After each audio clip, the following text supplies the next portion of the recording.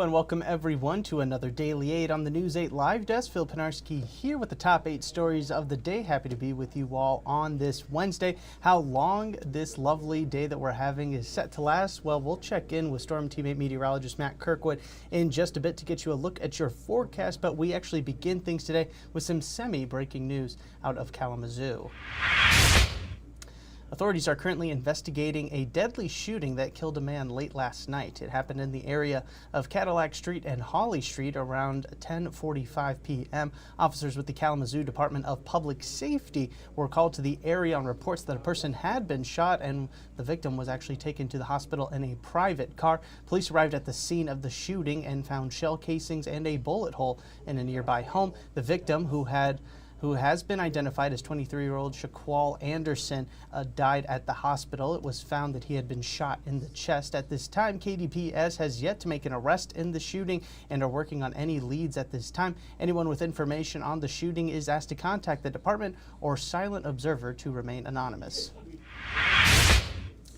Earlier this morning, local educators in Grand Rapids held a walk-in at Union High School to highlight the importance and support for public education. This is in direct response to the comments made by President Donald Trump that he wanted to dismantle the Department of Education and leave teaching up to the state. Last week, the department announced it had laid off about 1,000 staffers. The walk-in group consisted of teachers, parents, students, and other supporters who said that this move to dismantle the Department of Education would negatively impact the community here in Grand Rapids. Protesters held signs that read "Protect Public Education" and strong public schools equals strong communities. To Ottawa County now, where the Sheriff's Office took to social media this week to warn people of suspicious door-to-door salespeople in various neighborhoods. According to the Post, the salespeople are going to residents claiming to sell soap in intent to enter people's home. The Sheriff's Office says that they have received multiple reports of these encounters over the past few months. And it's not just in Ottawa County either. News 8 spoke to an Allegan resident who said that they had a similar instance happen to them, and they actually captured the incident on their Ring doorbell camera.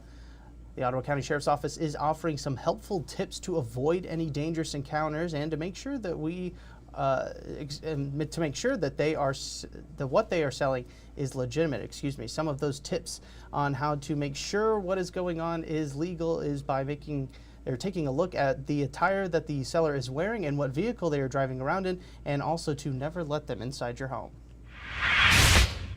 And the start of spring is right around the corner, or at least it feels that way, and already moles are making a mess of lawns and parks around West Michigan. Riverside Park in Grand Rapids has already been hit by the rodents, who have made holes, hills, and tunnels. As it gets warmer and the soil thaws, the moles are going to start making their way out to try and find some food. Moles are typically present in the early morning or late evening hours, so if you're scared of them like me, those are the times probably to avoid. If you are looking to keep moles out of your yard, however, experts do recommend certain tricks like mole repellent that contains castor oil, or traps that you can use to catch and release them. One thing to keep in mind about that repellent, though, is that it will have to be reapplied each time after it rains.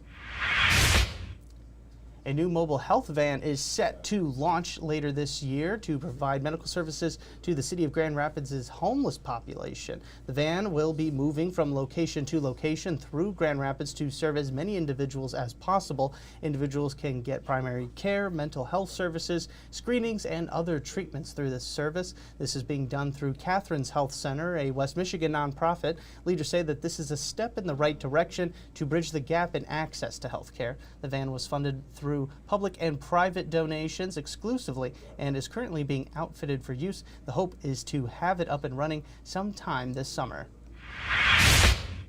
And something else coming to Grand Rapids this year is headed to the west side and is perfect for those who partake in the arts, specifically clay. The Clayground, a community-focused studio, is set to open on Fulton Street West on April 1st. The studio will offer 6-week classes, workshops, events, and memberships, and those memberships come with some pretty awesome perks, including access to the studio 24/7.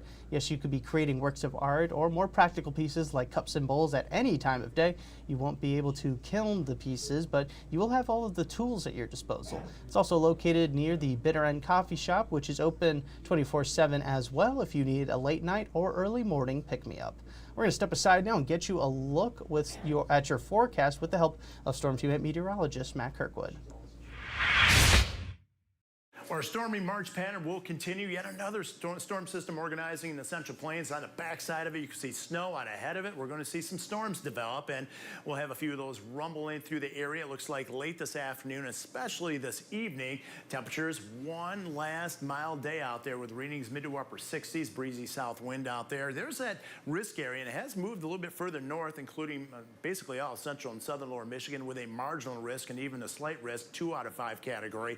Comes up to just south of Kalamazoo, and like last week Friday, the greater threat of severe weather will be actually in Illinois. So this is what we're tracking.